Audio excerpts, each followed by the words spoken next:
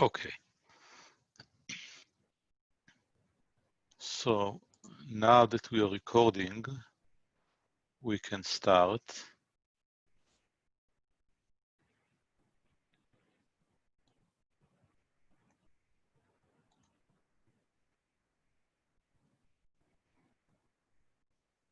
Okay, so a few other things about administration. So the quiz is going to be out Thursday evening. You will get messages on this. We'll post it also on Piazza. It's going to be about 5 questions. The idea is that it's going to take just a few minutes of your time, let's say 10 minutes. It's a multiple choice quiz, and all the instructions are going to be there. Basically, the idea is just to kind of make sure you go back to the last week, you kind of know what we talked about, you understand it, and you're ready for next week. Homework 1 will be released on Monday.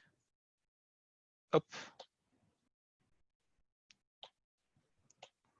Okay, what is going on here?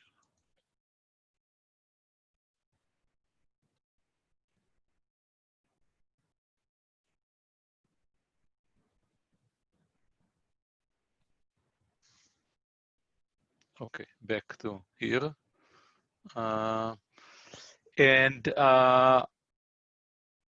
Yeah, basically that's it. So I do want you to ask questions as you did now.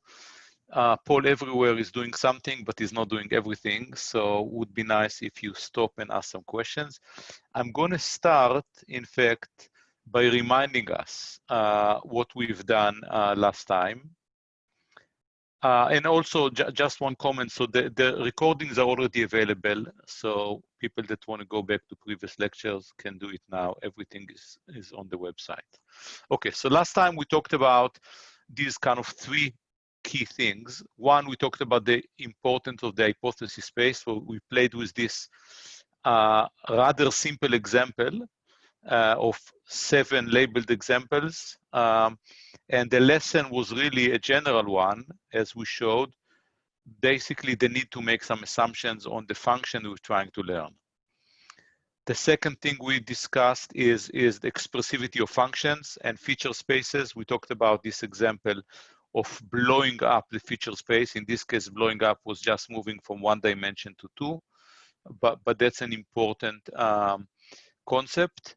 And then we started talking about linear functions, and we're going to move from there. So I want to attend to some questions that you asked at the last time. Up. So,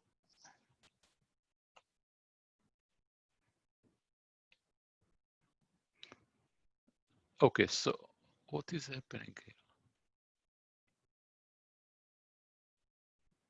Okay, just 1 second.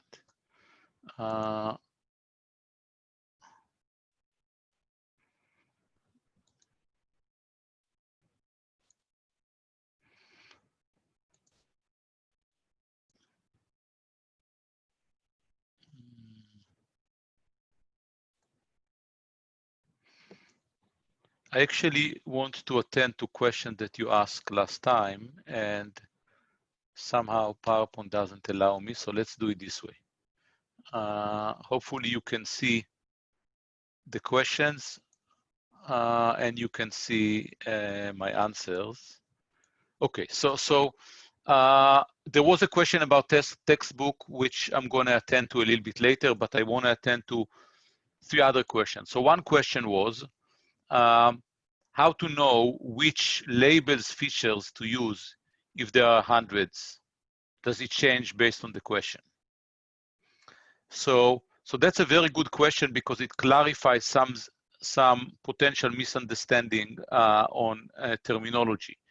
So I'm trying here to clarify this terminology, and I want to labels is something that comes with the training data. You as the machine learning modeler or algorithm designer, you have no control on that. It comes with the label. It's part of the problem definition. So think about what you do. Think about the badges game that we discussed, right? So in the badges game, I gave you names and I gave you pluses and minuses. That's it. That defines the problem. Features, on the other hand, are your decision as the person that models the problem as a learning problem. So you get to decide whether you care about the words that appear there, the characters that appear there, the height of the people, and so on. And hopefully homework 1, when you're going to play with several data sets, including the badges, will help to clarify that. Second question that I wanted to highlight, how did we know we needed neural networks for the badges example? And the answer is we didn't. And this was just, I just gave one example that was easy to show and play with, but in principle, you could have used other learning architectures. And in homework 1, you will use other algorithms to learn a function for this data. Finally, I want to attend to this question, which will be the starting point for today. Again, a very good question. What is the difference between the function we learn and the learning algorithm we use? So again, let's go back to the terminology we introduced last time. The function, the class of function we use, which we call the hypothesis space, we can assume, as we started last time, we can assume this is a class of linear functions in an n-dimensional space. So after we represent this data, the pairs x, y, in this case, n examples, n pairs of x, y, where x is the data, the name, y is the label, say the plus or minus. We're going to learn some function w. Remember that we learn a linear function, so linear function is really defined by the weight vector w, but there are many ways to learn it. And each algorithm might learn a slightly different vector w. So in fact, that's a good starting point to where we are heading today. Before that, I wanted just to put this slide here. There are no real good textbook for this class.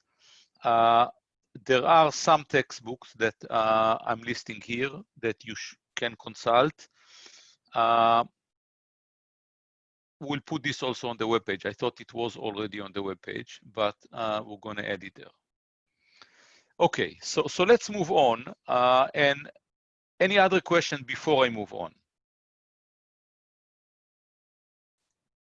If not, let's, so this is where we are, right? So we decided that we want to separate the red points from the blue points or the purple points. And the question is how? So here's the first question that I want to pose to you. How can we learn the blue linear separators given red positive and purple negative examples? And what I want you is to think about some procedure that you will do. It can be a very general procedure. Just propose some ideas that you would use as a way to do it.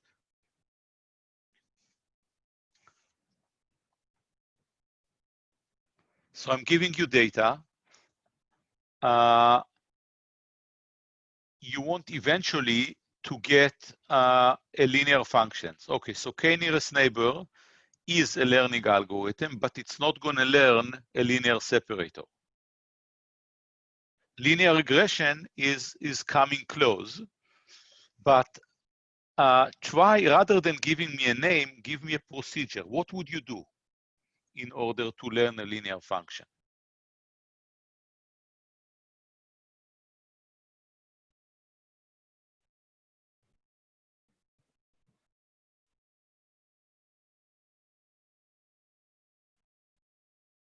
Okay, so what we see here, hopefully you can read this, is a lot of names.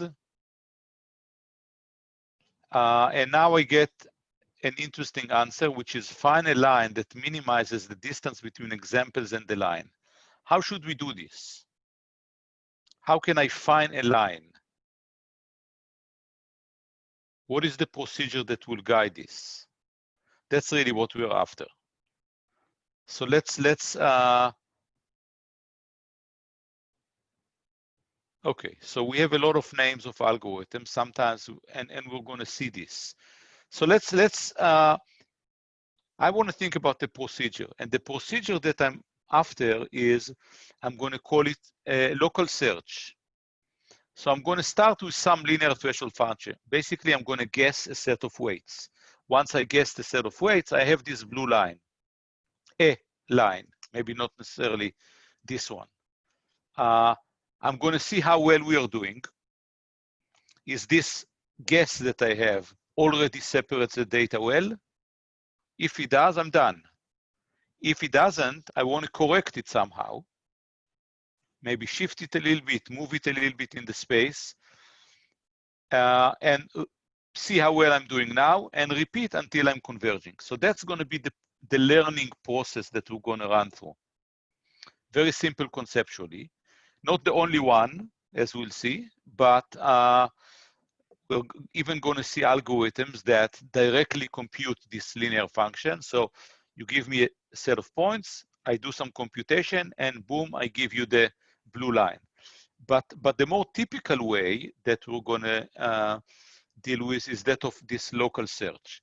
And the focus of what I want to talk about first is see how well you're doing, because if I start with a random guess and I want eventually to get to this blue line, I need to know how well I'm doing so I know how to correct. And this is a key step that will lead us to the general framework we want to discuss for learning. So our goal here is to predict an unobserved output y in our label space based on the observed input x in our instance space. So really, it's another way of saying that I want to estimate a functional relationship, f of x, from this set of examples, right? So this function is this blue separator we're after.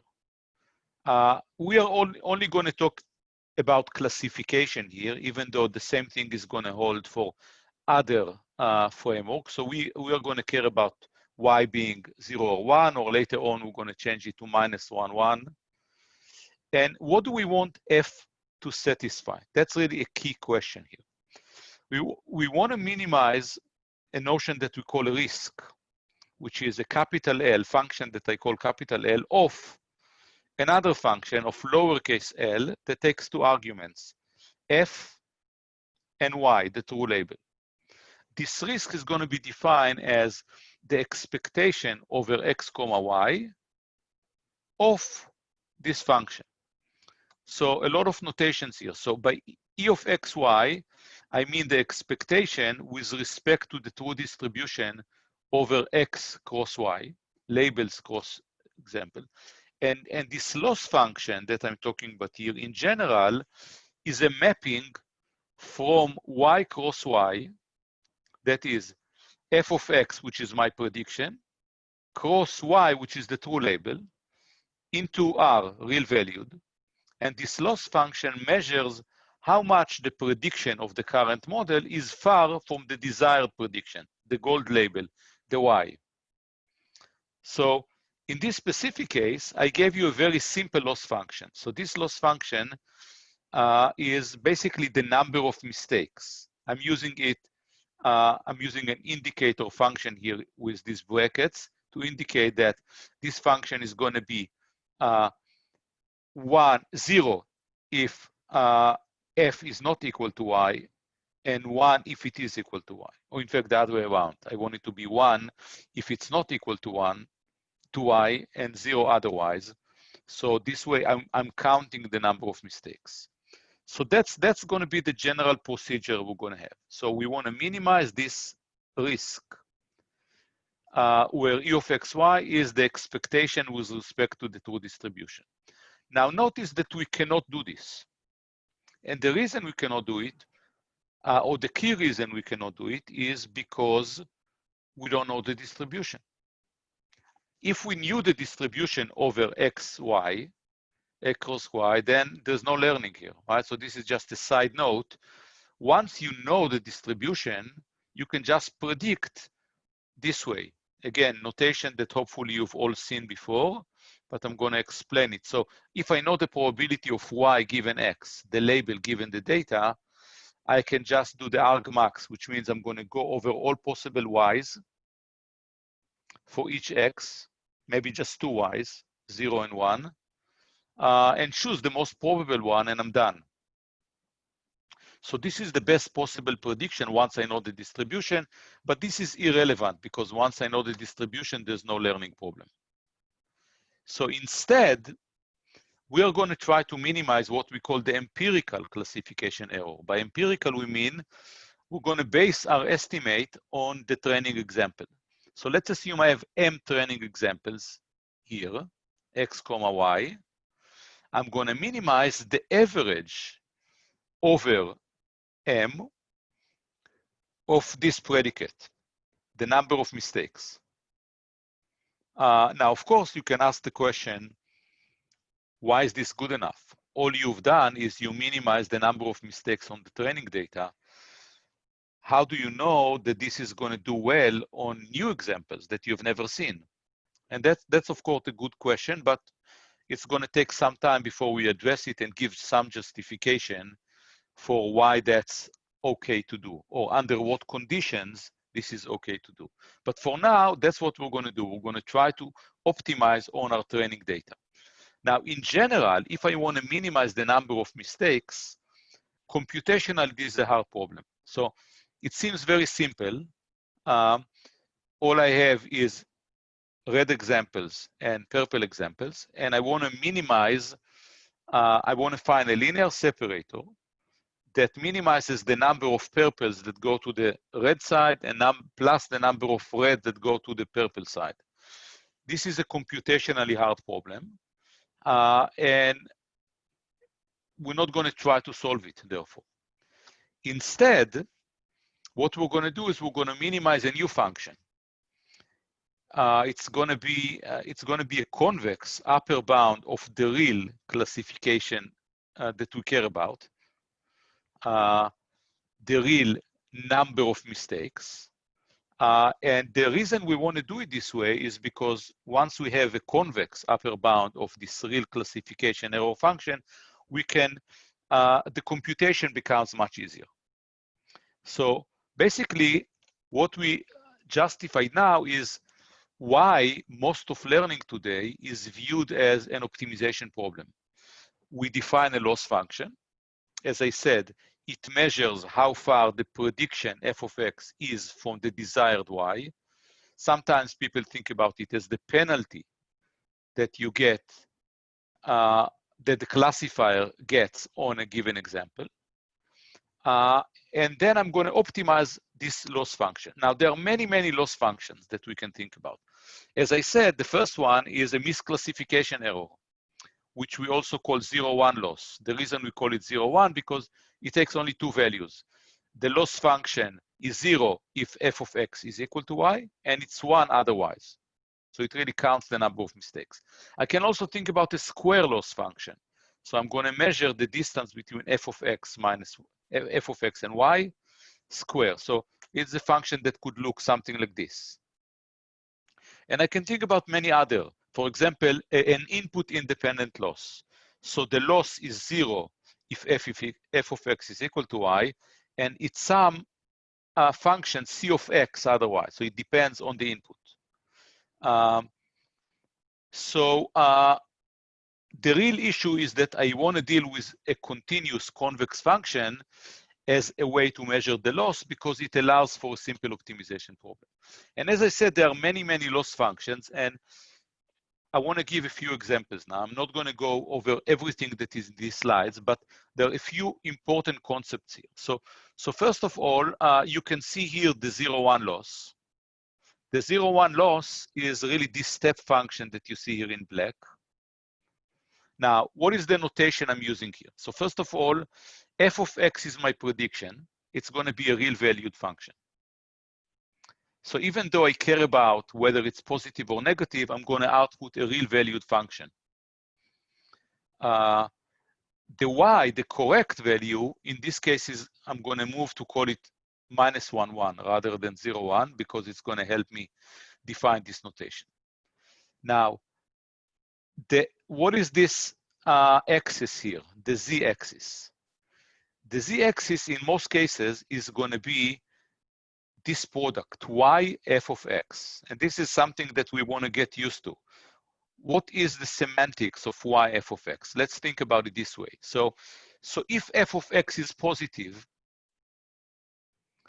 and y is positive, then this guy is going to be positive, right? So I'm going to be on this side of the axis.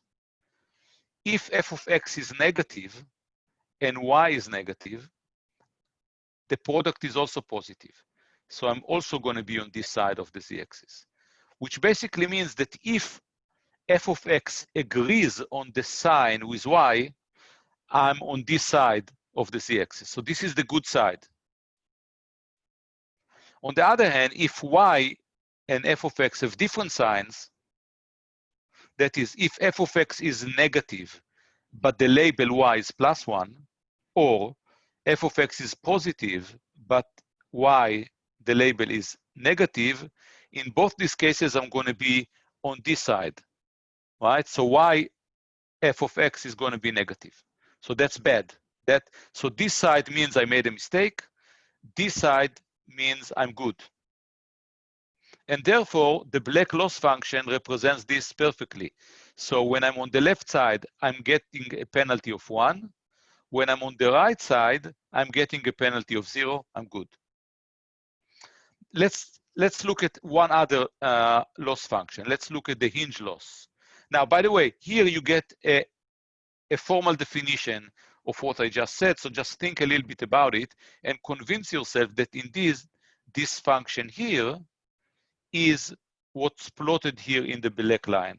And to make sure that we have the same notation, this sign here is going to be here a function that takes the value -1 if its argument is negative, +1 otherwise. Let's look at the hinge loss. The hinge loss is this blue line here. And this blue line is also a loss function that behaves nicely on the right side. And it's very, very high. So the penalty is very, very high as I move to the left side. But unlike this step function, 0, 1 loss, this one takes real valued function. So if the product of y f of x is greater than 1, the loss is 0. Let's try this. Oh, okay, so let's look at this here. So I'm looking at 1 minus y f of x. So let's think about it this way. If y f of x is positive and it's very, very large, greater than 1, then this guy is going to be negative. And therefore, the max between 0 and it is going to be 0. So to the right of 1, I'm going to get 0. On the other hand, if this guy is very negative, I'm here on this left side, 1 minus this negative is going to be positive, and the max between 0 and this is going to be positive. So I'm going to get this linear growth as a function of this guy, of y f of x, that is going to go up linearly. So that's the hinge loss. We're going to see a lot of it later this semester. So you can look at these functions and convince yourself that these plots are described here. And the important note here is that this is how we're going to measure how well we are doing. And this is also going to be how we drive the learning algorithm, how we tell the learning algorithm how to correct its initial guess or its previous prediction so that it becomes better. Okay, so now that we have these tools, we can put it all together into a learning algorithm. And as we said, we're going to work with a local search. We're going to start with a linear threshold function see how well we are doing, correct it, and keep on going. So what are we going to learn? We're going to learn these linear functions. We can call them, in the literature, you will see that it's called linear threshold unit for a reason that we'll see in a second. Or just think about it as a single layer neural network. This is a more popular term today. This is formally what we're learning, right? So we're learning this linear function, dot product between x, our data, w, that's the representation of the linear function, minus theta, which is a threshold that is going to define basically how far we are from the origin. So x is going to be a column vector that represents our data, the feature vector. W is going to be a column vector that represents the target function. And theta is the shift with respect to the origin. So before we even start the algorithm, we need to go through one other notational step. And I want to get rid of this theta. I don't want to deal with theta. It's sufficient for me to deal with this weight vector. So how do we get rid of this theta? It's just a convention, and we're going to say this. Rather than talk about w dot product with x minus theta, I'm going to invent a new w and a new x this way. So I'm going to add another dimension to x, the n plus 1 dimension, and I'm going to call this I'm going to call this x prime. So this is x concatenated with another dimension of fixed value minus 1. And w prime is going to be w concatenated with this theta that I needed. And now notice that the dot product w prime with x prime is exactly the dot product w with x minus theta. So now in this new dimension, now instead of n dimensions, I have n plus 1 dimensions. I care about linear separators that go through the origin. Theta is 0 if you want. And we don't need to deal with it. Now, of course, when I learn this w prime, I'm learning theta too, right? So I'm learning n plus 1 coefficients here. N that come from w, and the n plus 1 is the theta. This is just a way to simplify the notation, and we can go back to our learning. Okay, there's going to be a lot of notation, because we need to formalize a learning algorithm. So our goal is to find a W that minimizes this expected risk that we define. Yes, question. What exactly is the purpose of the shift function? Just a convenience. It doesn't change anything. So I just don't want to deal with W and theta. I want to deal with just W. So I'm basically folding the theta into the W, adding it in the n plus 1 dimension of the vector. And as I showed here, it's not doing anything, right? So it's basically a simple notational change. Just convenience. So I will not have to carry both of them. I guess the question is that why we need to add the theta rather than just using W. Oh, we have to have a theta because if you don't have a theta, then your linear function always goes through the origin. Take a two-dimensional space, draw it on your desk. Take a function, a linear function that does not go through the origin. What you need is 3 parameters, right? It's y equal ax plus b. If b is 0, then it goes through the origin. We don't want to only learn functions that go through the origin, right? So we need this theta. But as I said, we can pretend that we got rid of this theta by putting it in the last dimension, in the n plus 1 dimension of W. Okay? Okay, so let's move on. So now we care about W. We want to find this W that minimizes this expected risk.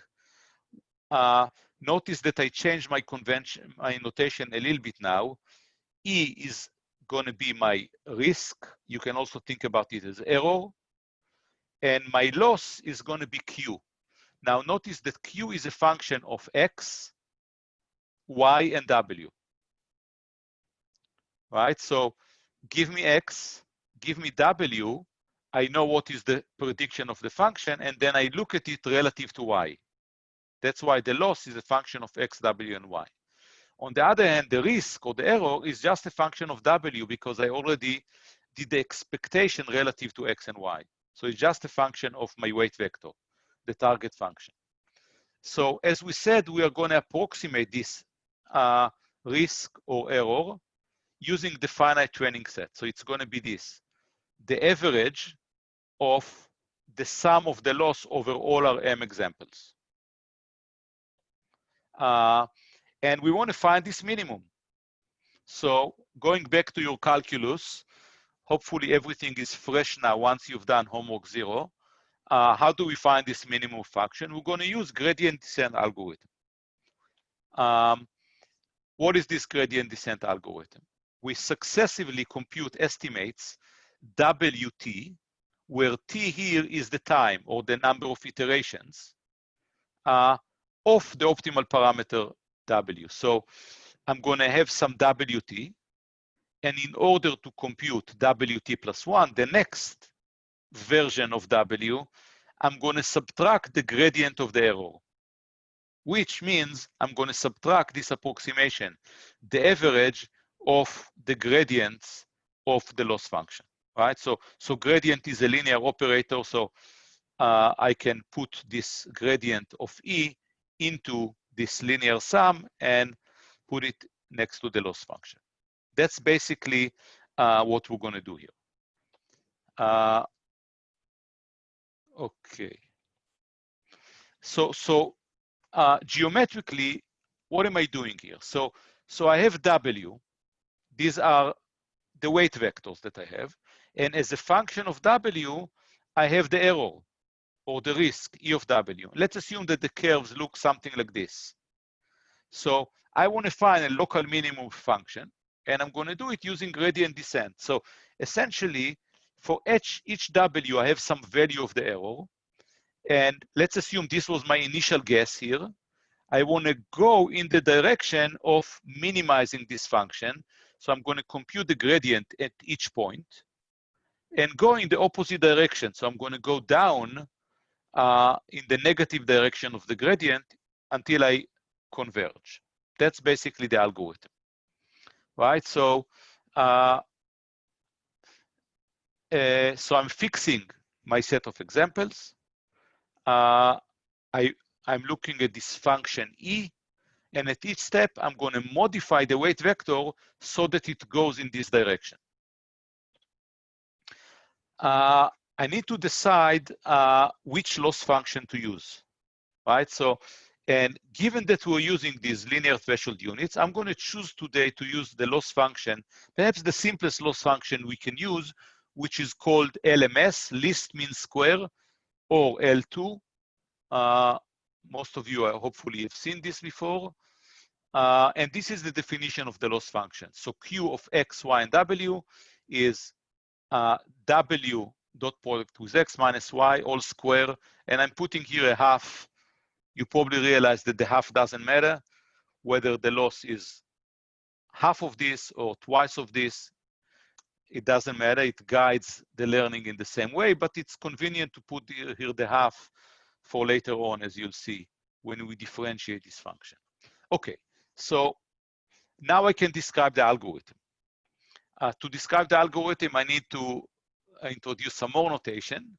So I, used as a subscript, is going to be the vector component, the coordinate of the vector. J superscript is going to be the time, the number of iterations. And D is going to be an index into the number of examples. Okay, so now we have WJ.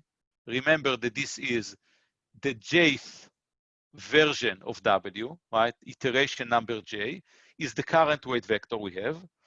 Our prediction on the dth example is this. I'm calling it OD, which is just the dot product. Right, this is the way we predict. Let's assume that TD is the truth, the target value for this example. And then I define the error this way. I define the error as TD minus OD square, sum over all the examples, a half. Okay? Questions on this? That's basically directly from the definition. That's what we are doing. Just to give you some background here, so you could think about it as if the x's are my examples, and as if there is some target weight vector, I'm going to call it U here, that we are after. This is the truth. And therefore, the target label is TD, or the target label for each example, X, is TD, which is the dot product of X with U. Now, really, to run the algorithm, I don't need to know U. All I need is I have to go to get these TDs. So I can assume that there's been some noise that added, and possibly there is no U there that is really consistent with the data. But nevertheless, someone gave me X's and TDs, X's and Y's if you want. And this is what I'm using here as a way to drive the algorithm. So I believe that the TDs are truths, and I compare the ODs to them and drive the algorithm this way. Okay, gradient descent, we cannot avoid that. So to find the best direction in the weight space, we're going to compute the gradient of E with respect to each of the components, right? So W is a vector, so the gradient of the error relative to W is this vector, which is differentiate E relative to W1, W2, up to Wn. And this vector specifies this direction that I showed previously in this picture, the direction that produces the steepest increase in E, and we're going to take the other direction, the reverse direction. We want to modify W in the direction of the negative of this gradient. And so that's what we're going to do. We're going to assume that we're going to update WT to be WT minus 1 plus some delta W, and this delta W is going to be defined as the gradient times some step. I'm going to call this step the step side or the learning rate, because I can take in this direction, I can take very small steps, or I can take very large steps, and I need to have this constant in my algorithm. That's the algorithm, right? So that's the principle of the algorithm. Now I actually have to compute this gradient in order to derive a concrete update rule. So we define the error to be this function, and I'm going to differentiate it now. So DE to WI is differentiating this linear function. Differentiation is linear, so I can take the half outside, I can take the sum outside, and I have to differentiate TD minus OD square relative to WI. Hopefully, we remember that this means that it's 2 times TD minus OD times the derivative of this function. I'm just reminding you what is OD here, right? So OD is just this dot product. I'm also putting here this definition again. So now this is a linear sum, WI/XI, but I'm differentiating it relative to WI. So all the rest disappears. And what I'm getting is only XI component of the dth example. The ith component of the dth example. That's what's left. So that's the derivative of the error function relative to WI. So that's going to be the ith component of my gradient. And now I have an algorithm, right? So basically, I differentiated it. I got the derivative. And that means that the delta that I'm going to use, we're going to call this the weight update rule, is this sum over all examples, TD minus OD, times the ith component of the dth example. And I'm going to multiply everything by a step side r. So what is the algorithm that we have? To summarize the gradient descent algorithm, we start with some initial random weight vector. For every example, D, with target value 2D, TD, we compute OD. We do this for all the examples, and then we update W by adding this delta WI that I show here for each one of the components. I got a new W, and I can keep on going until some stopping criteria hits, maybe until E is below some threshold, maybe until the W doesn't change anymore or change in very small steps. Question so far?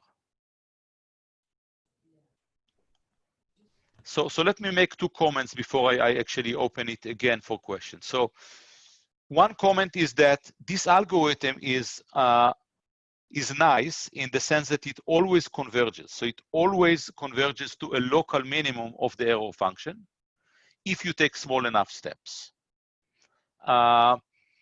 So because we are using LMS, least mean square, then this surface that we've shown before, this nice curve, only contains one single global minimum, so the algorithm converge to the weight vector that has the minimum error, regardless of whether the examples are linearly separable or not. It's going to be the minimum value. We don't know what this value is going to be. Now, if I was using a different loss function, perhaps I will just converge to a local minimum, and it will not be a global minimum. But that's one reason we like this loss function, at least for now. Okay, so what have we done so far? So we wanted to separate these red points from the purple points. Really, our goal is to minimize the number of mistakes. That is, I want to find this line that eventually minimize the number of purple points that move to the red side, and red side plus maybe the number of red points that move to the purple. As we said, it's hard to do it. It's hard to directly minimize the number of mistakes. So instead, I'm going to use what is called a surrogate loss function, another term. And this is just an approximation of the loss function. It's a convex function that we are using instead of what we really care about, which is minimizing the number of mistakes. And we're using this convex loss function as a way to guide the learning or guide the search for a good linear separator. So that's why we developed this gradient descent based algorithm that minimizes the LMS loss. However, what happens to the number of mistakes that we care about, which we called before 0-1 loss?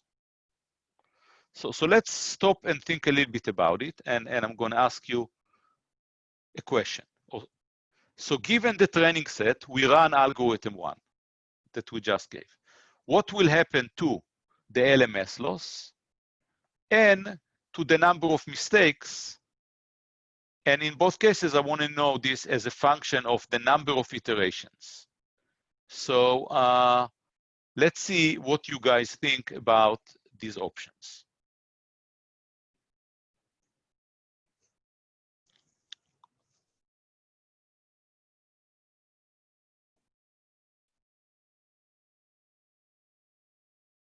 So as you think about it, think also on whether you kind of understand the algorithm. Of course, you'll have to go over it again, but at least I want to make sure that you have some reasonable understanding of this algorithm.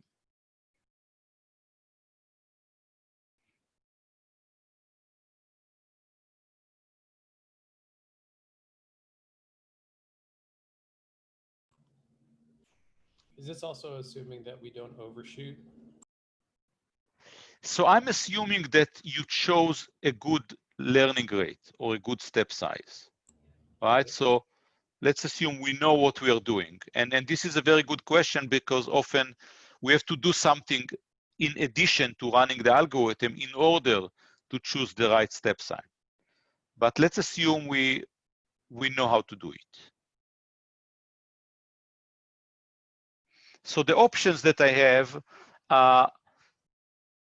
both the LMS loss and the number of mistakes will go down to 0. Both will go down to some level, but not necessarily to 0, but will go down.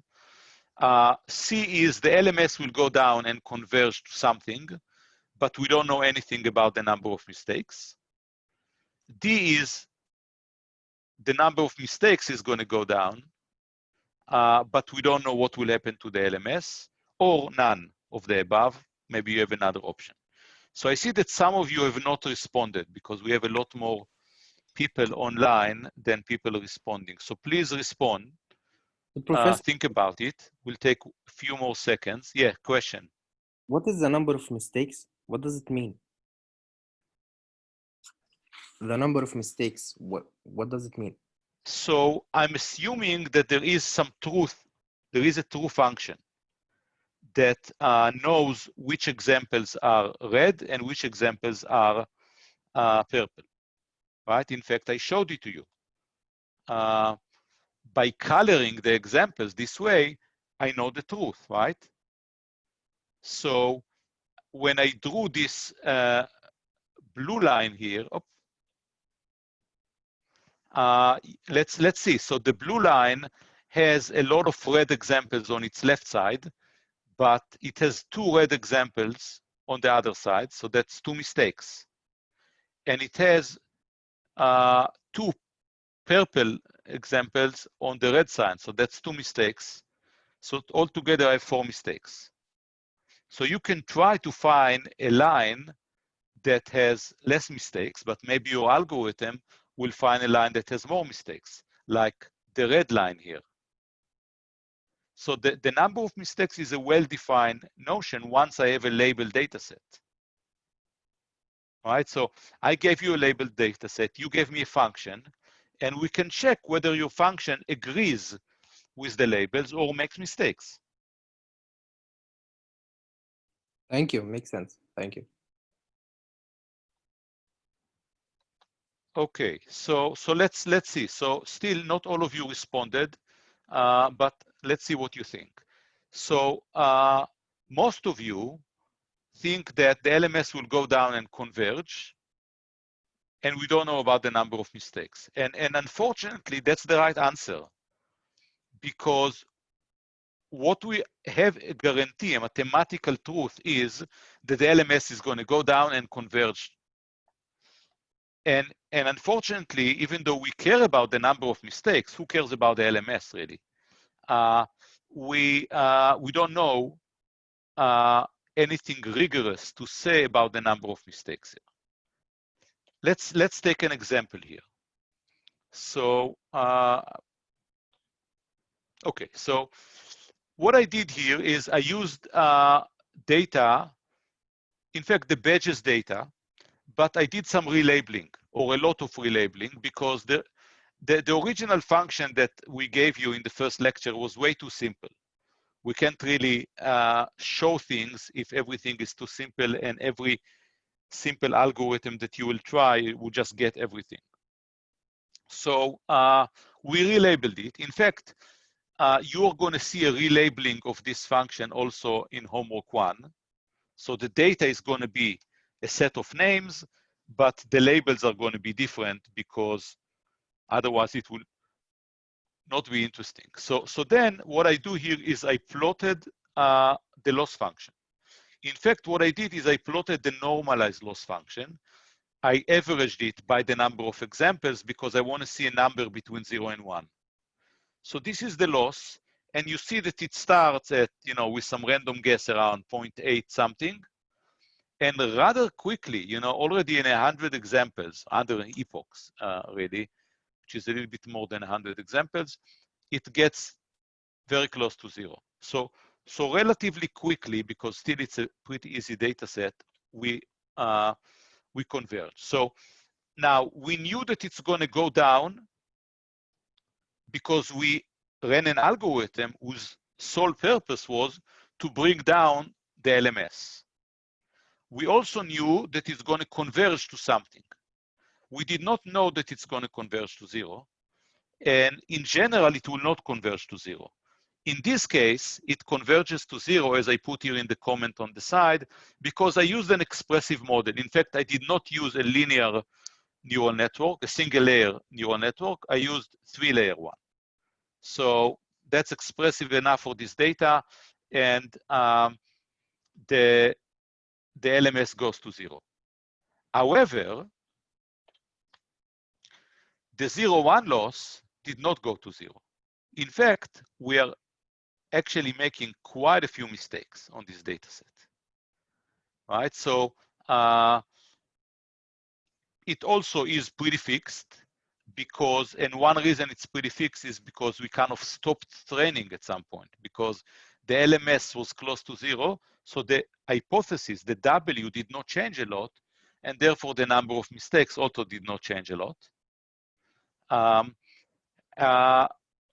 Now, I'm also plotting here the accuracy, right? So the accuracy in this 0-1 loss is just 1 minus this, right? So you can see how accurate is your hypothesis. This is the random guess. In fact, it turns out that the random guess was a little bit better than what we ended up with.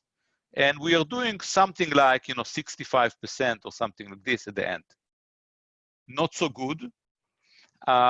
You probably would hope to get better, and hopefully in the homework, when you play with data that is very similar to this, some of the algorithms that you'll develop will do better, but that's where we are. So the idea that I want to show here is LMS is going to do what you want it to do. That's what drives your learning algorithm. We know that it's going to converge to something. But other loss functions, like the 0-1 loss, that in this case, this is really what we care about, may not completely agree with the LMS loss. So it's important to realize that you can choose what you want to drive the learning algorithm, but you want to think about this loss function carefully because it has to be related in a good way to what you really care about. Questions on this? Professor, when you first introduced the different loss functions, like the 0-1 loss, log loss, hinge loss, LMS loss wasn't one of them. So Yes, it was. Which one is that one then? It's, okay, let's see if I can cross this and go back to it. It was just plotted, shifted with the minimum at 1. And this is just, again, a convention that we have to get used to because that's how the literature likes to do it for some reasons, not necessarily the most deductive reason. So let me stop here so I can move faster. Here is where the loss functions were. The green one is LMS.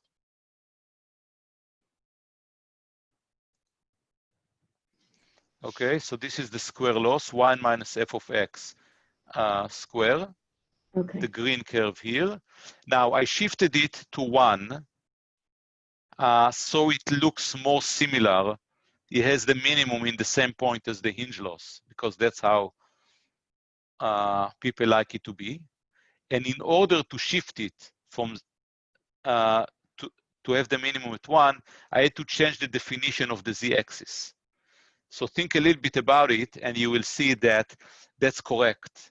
And if the z-axis is defined this way, then you get this parabola to have the minimum here. But that's, I mean, just think about the functional form of it.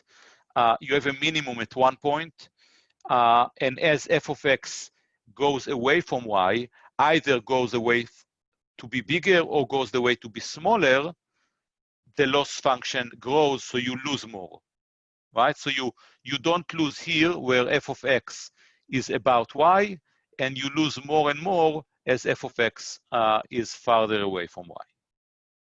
Okay? Thank you. Okay, so Professor? let's move. Yeah, go So ahead.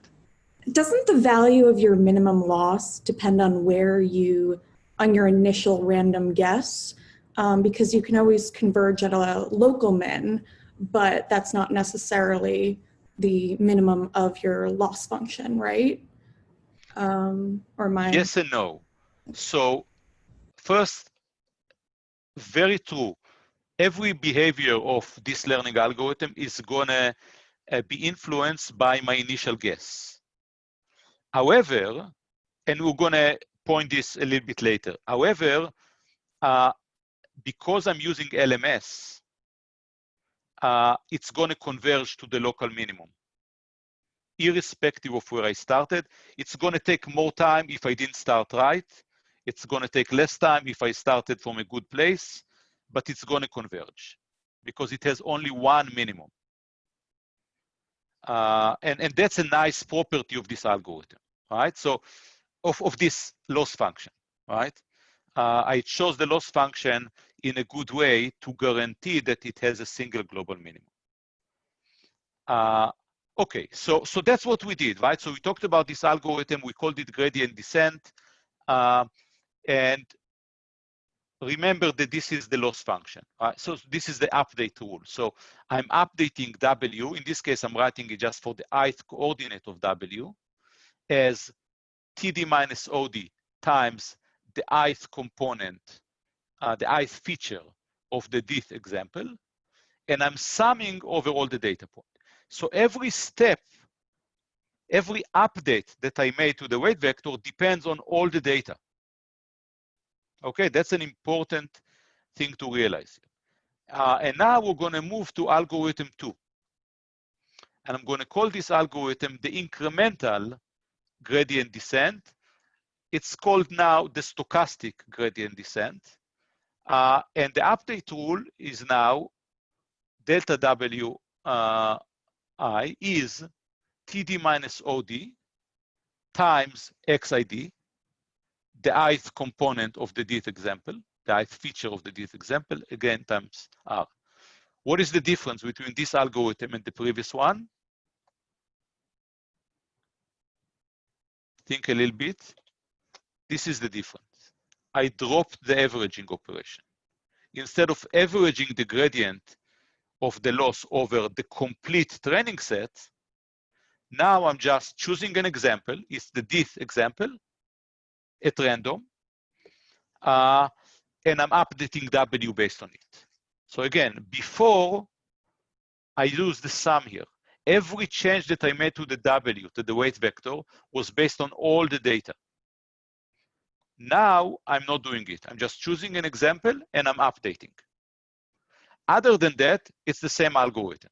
So I'm starting with an initial random weight vector. I'm choosing an example that has target value TD. I'm computing OD, so I'm making the prediction. And I'm updating W incrementally in this case by adding this delta WI to each component. And again, I'm continuing until some stopping criteria is met. Could be that E is below some threshold.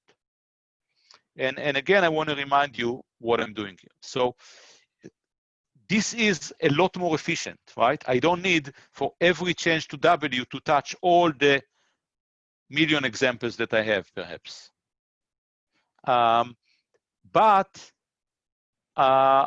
it does not converge to global minimum in general. However, it's an online algorithm, right? So I take an example, I change something. I take another example, I change the weight vector. Take another one, change the weight vector. So it's much, much faster. And online algorithms sometimes have advantages.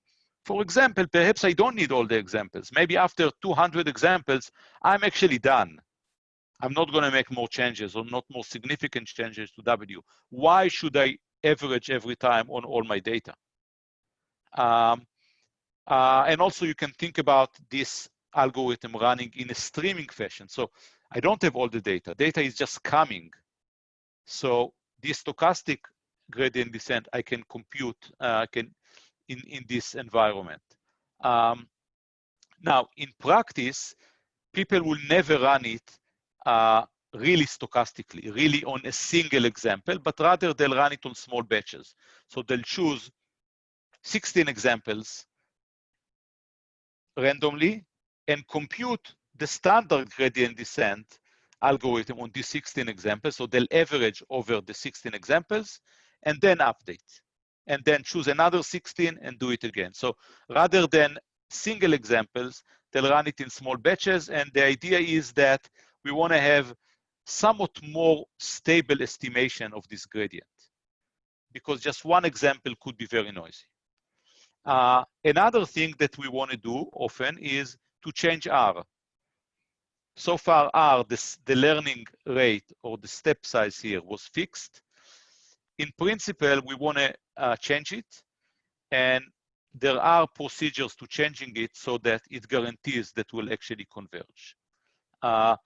Eventually, we're going to talk about these kind of algorithms in the class. Okay, so question so far. Yeah, one question. So xi and wi are like, is xi the entire vector, or is xi No. an element of the vector? Xi is the ith feature of X, and Wi is the ith feature of W. Okay, so W and X is our feature vector, our example. I'm denoting it here. So whenever I use vector, it's a boldface notation. X here is boldface, it's the vector. W here is boldface, it's the weight vector. And this is the definition, right? It's the sum over the nth dimension, Wi times Xi, right? So Xi is the ith feature of X, Wi is the ith feature of W, and D is the number of examples. So if we go back, let me do this one more time, that's really important, to our notations. Where was it? Here, I think. So right, it's important that we get this. So I have i's that are indices into the vector components, right? So both to X and W, Wi and Xi. I have J, which I'm using as a superscript. It's the time, right? The number of iterations. And I have D, which is the number of examples. So I'm summing here over the number of examples. Okay, so I have these three indices that are important. Two of them, the D and the I, are subscript, and J is the time, or the iteration number is a superscript. Okay? Okay. So let's Yeah. I don't want to top the class. I just no, it's important. So let's this is one note that I don't know if I said this semester already. Whenever you have an example, and I'm talking to you, whenever you have an example, about half the students have the same example or a small variation of it. So don't hesitate to ask. I guess I just have it's a hard time differentiating what's between what's an example and what's like an element of I and W, because right. these are both n-size vectors, right? Yeah. So I'm always using boldface notation when I'm using a vector. So hopefully you can see the mouse here. So X is a vector, W is a vector. Wi is the ith coordinate of the vector. Xi is the ith coordinator of the example. Okay? And this is also the ith coordinate of the update vector, delta Wi. Okay, so let's just summarize what we've done here. So we talked about two algorithms. We talked about algorithm one, which is looking at all the data and making a change to W. And the change is this way. And we gave another algorithm, which is the stochastic version of it, that looks at one example. In real life, as I said, it's going to look at a few examples. and makes the change this way. Now, the graphs that I showed before, in fact, were run using stochastic gradient descent, not the gradient descent. Stochastic gradient descent on small batches, because this is really the algorithm that most people will use in practice. And this is the algorithm, or one of several algorithms that you're going to use in your homework. So good that we understand this algorithm. Okay, so let me summarize what I wanted to say today. So some comments on this. So in general, we need to change the learning rate. And we're going to see versions of this algorithm as we go when we change the learning rate in some interesting ways to make the algorithm better. As you asked before, a better starting point has an impact, and we want to be able to do this. And in general, the way we're going to run this algorithm is we're going to choose multiple starting points and going to run it and see what happens. Especially that's important to do when we don't have a global minima.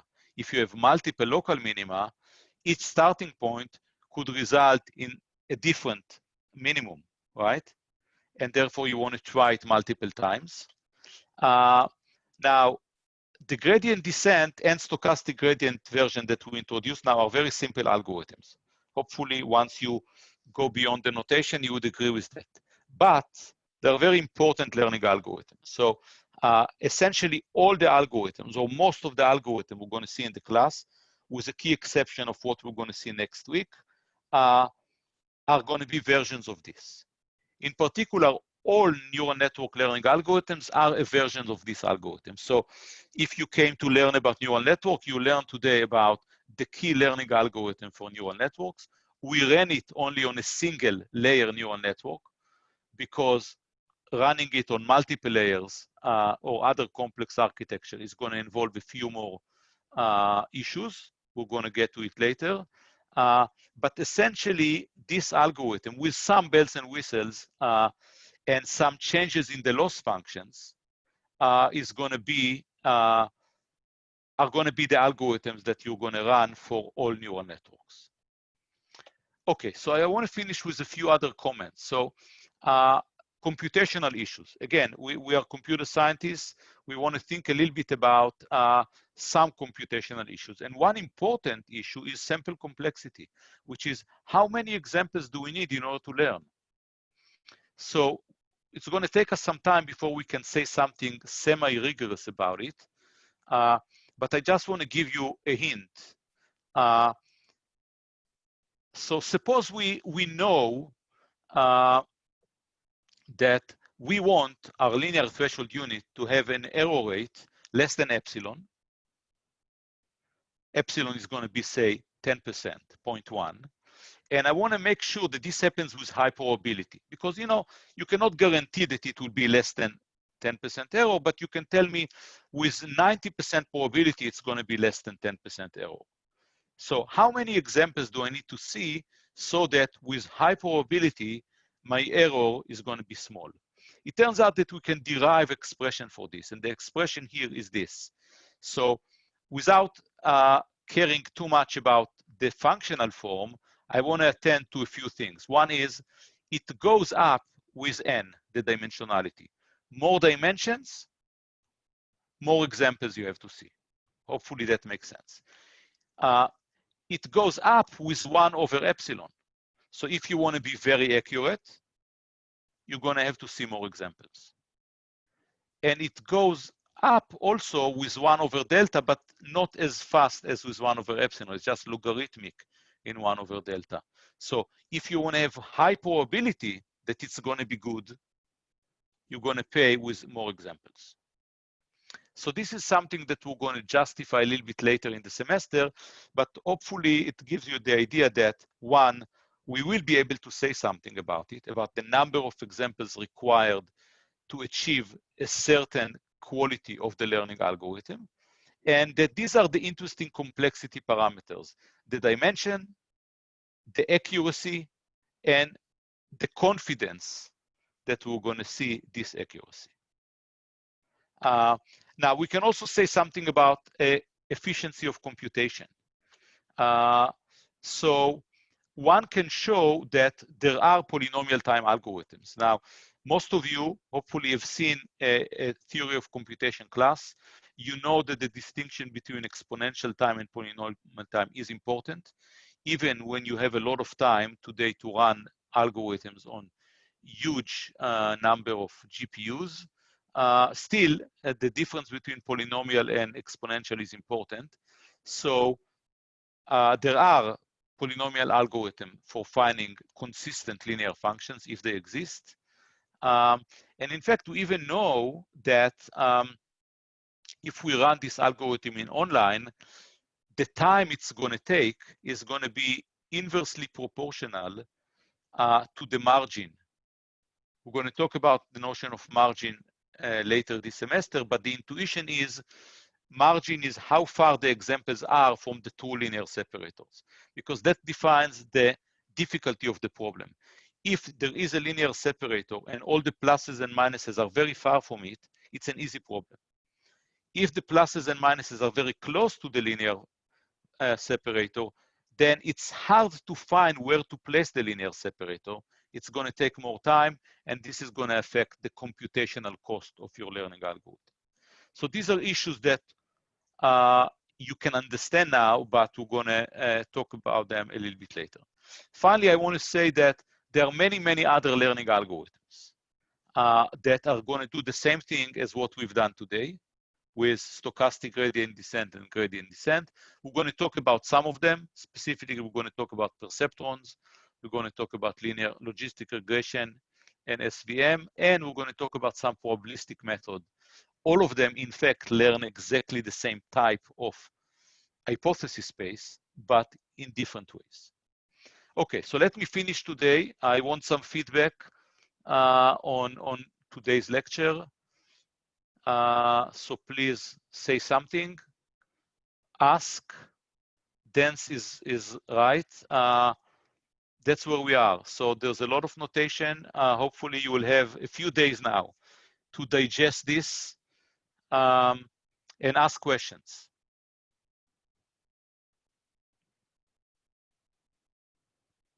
You can ask questions while you're typing this. Let me just see how many of you. Okay, so about half of you responded. Please tell me what you think. You can do it now. You can do it on Piazza. You can do it by email. And while you're responding to my next question, if there are any questions or comments, let me know. I have a question. Let's say the example you gave, there's a large separation between the positive and negative values. So there's a large space in which to find the optimal. Either there will be many optimal solutions. Will it bias towards let's say the pluses? There's 100 times more pluses. Will it bias towards the pluses then because of the sample size? And if so, would you want to prevent that from happening and want it somewhere in the middle?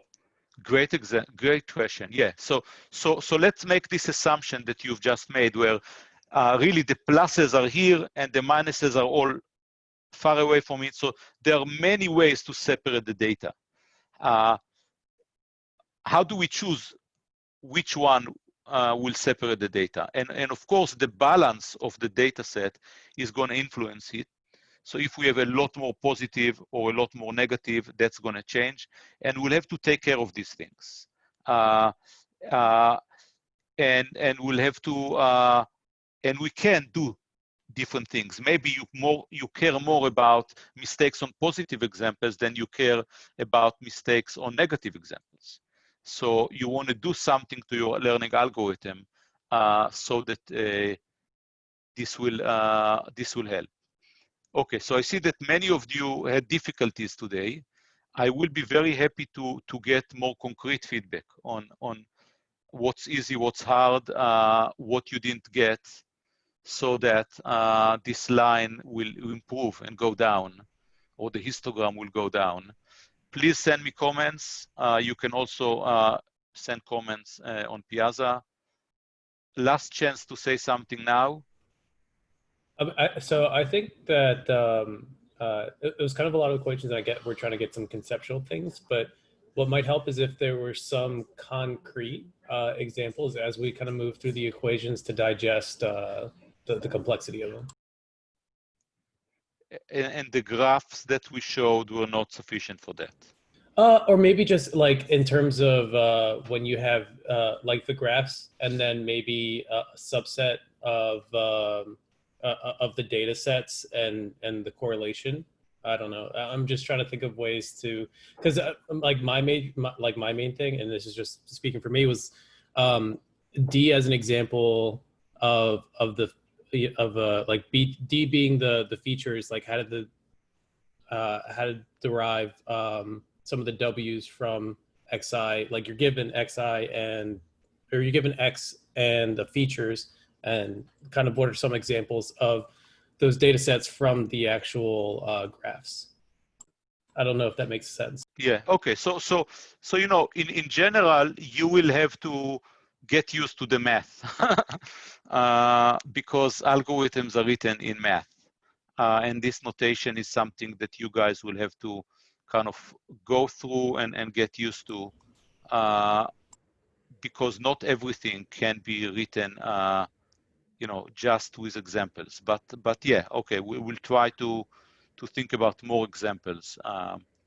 But definitely try to go over this lecture. It will be online in a few minutes, and hopefully things will become clear. Okay, thank you very much. Professor? Yes. So one last question. Sorry for interrupt. Could you like just to make the lecture easier to follow?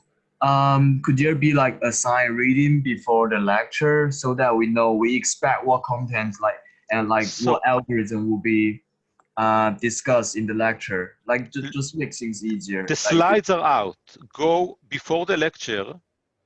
Go to the website and look at the slides of the next lecture. It's there.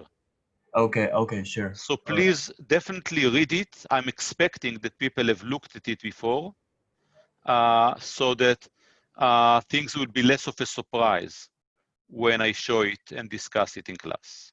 Everything is there before the class. So that was a good question. Please go and consult these lecture notes before you come to class. Okay, and I'll see you next Monday. Have a good weekend. Thank you. Thanks. Take care. Thank you. Thank you. Bye. Thank you. Thank you.